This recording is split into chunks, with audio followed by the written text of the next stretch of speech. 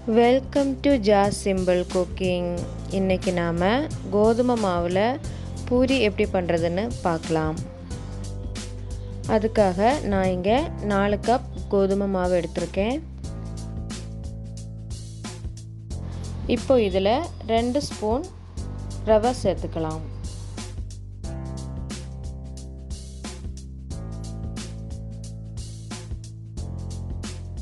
அதுக்கப்புறமா தேவைக்கேற்ப உப்பு சேர்த்துக்கோங்க. 2 ஸ்பூன் எண்ணெய்.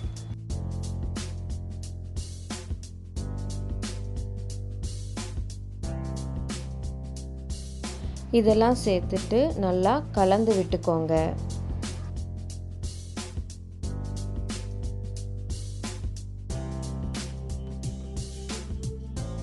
எல்லாம் சேர்த்து நல்லா கலந்து விட்டதுக்கப்புறமா இதில் இப்போது கொஞ்சம் கொஞ்சமாக தண்ணி சேர்த்து நல்லா சப்பாத்தி மாவு பதத்துக்கு பிசைஞ்சிடலாம்.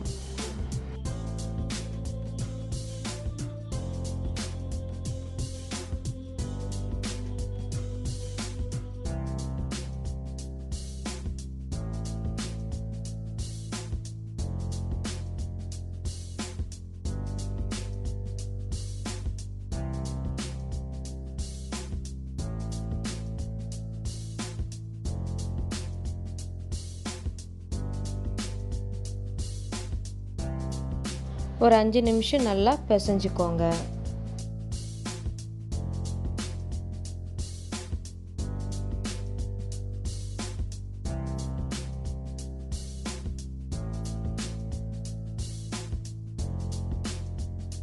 இப்போ 5 நிமிஷம் நல்லா பிசைஞ்சாச்சு. மாவு நல்லா சாஃப்டாக இருக்குது.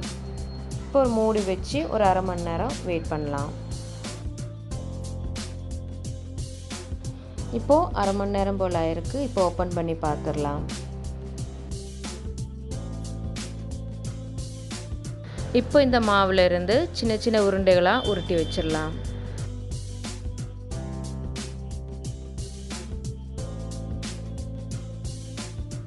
இப்போது பிசைஞ்சு வச்ச மாவில் இருந்து பாதி மாவு போல் எடுத்து சின்ன சின்ன உருண்டைகளாக உருட்டி வச்சுருக்கேன். அது ஒரு ஈர துணியால் மூடி வச்சுக்கலாம். அதுக்கப்புறமா ஒரு இரும்பு கடாயில் முங்கி பொரியிற அளவுக்கு எண்ணெய் சேர்த்துக்கோங்க. ஃப்ளேமை ஹையில் வச்சுக்கோங்க. இப்போது ஒவ்வொரு உருண்டைகளாக எடுத்து நம்ம சப்பாத்தி கட்டையில் வச்சு நல்லா தேய்ச்சி எடுத்துடலாம். ரொம்ப மெலிசாக தேய்ச்சிடாதீங்க.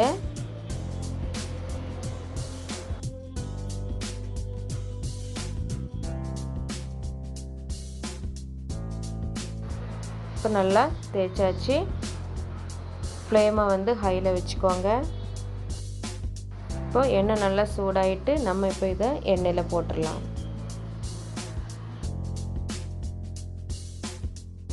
கரண்டி வச்சு லைட்டாக அமர்த்தி விட்டுக்கோங்க.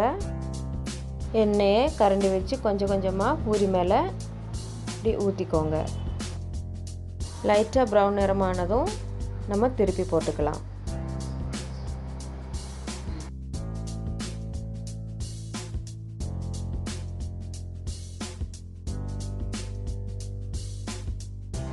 ரெண்டு பக்கம் நல்லா நிறம் மாறி வெந்ததுக்கப்புறமா நம்ம இப்போ எண்ணெயிலிருந்து எடுத்துடலாம்.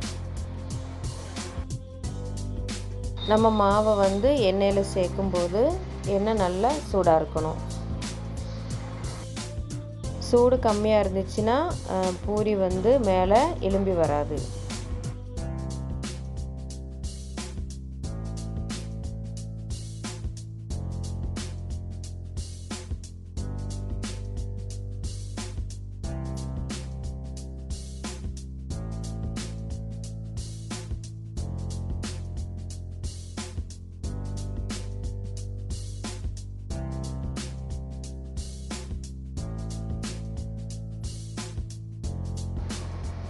அவ்வளோதான், நம்ம சாஃப்டான முறுமுறுவான பூரி ரெடி ஆயிட்டு. இந்த வீடியோ உங்களுக்கு பிடிச்சிருந்தா லைக் பண்ணுங்கள், ஷேர் பண்ணுங்கள், மறக்காமல் சப்ஸ்கிரைப் பண்ணுங்கள்.